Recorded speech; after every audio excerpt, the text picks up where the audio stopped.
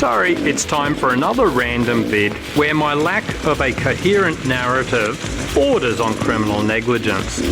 I'll be slapping together all my leftover footage, rants, random thoughts, and appreciation for anyone trying to make the world a slightly better place. That free shitty magazine, Traction eRAg, doesn't talk about the best dirt riders much, preferring to focus on the everyday hero, us dirt muppets and uncoordinated gumbies.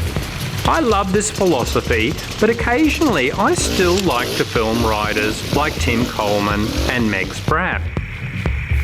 But there are always a few dickheads who say something like, "Oh, Tim is nowhere near as good as Jarvis," or "Megs isn't that good even for a female rider. I can ride better than that." One thing that blows me away about riders like Tim and Megs is their humility. They would be the first to admit others can ride better than them, and they would prefer to say nice things about others than build themselves up by tearing others down. So if you have a micro penis, find other ways to deal with your inadequacy. Instead of putting others down, get some counselling. Or get into a sport where it's about egos and not talent, maybe world wrestling. Otherwise, you are wasting oxygen that should go to people like Gianluca. Hey, Gianluca, he is from Italy. Gianluca, he is steadily working through the training vids and providing Italian subtitles. Does he get paid? No. Does Gianluca get any recognition for these subtitles? Until now, no.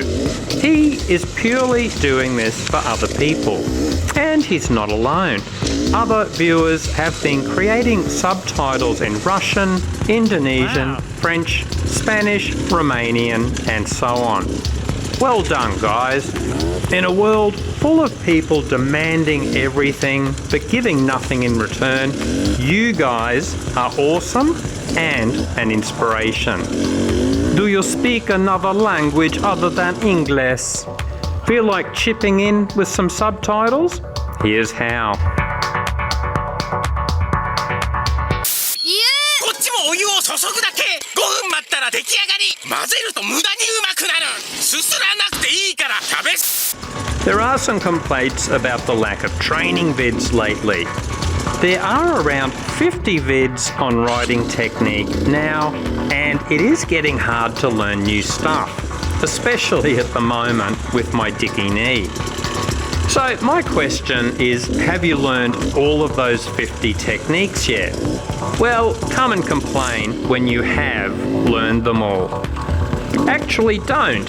By the time you learn all of that, you should be getting one-on-one coaching from a professional coach. Or get into the supporter vids where we regularly discuss how the existing training vids are applied to the tracks we ride.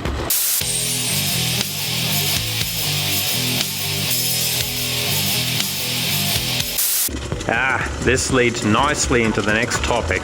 Some viewers resent the existence of the supporter vids and say I'm only concerned about making money from the videos. Yeah, right. Look, at a conservative estimate, I would have received at least $50,000 US if I allowed ads on my vids the last 4 years. Why have I rejected this? Because we are bombarded with too many ads already, convincing us to buy shit we don't need, with money we don't have, to impress people we don't even like. And I've been declining sponsorship offers so I can remain independent.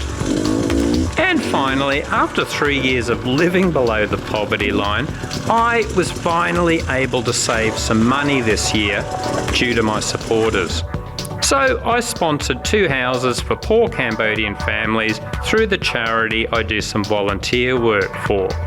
Yeah, so I'm all about money? Give me a break.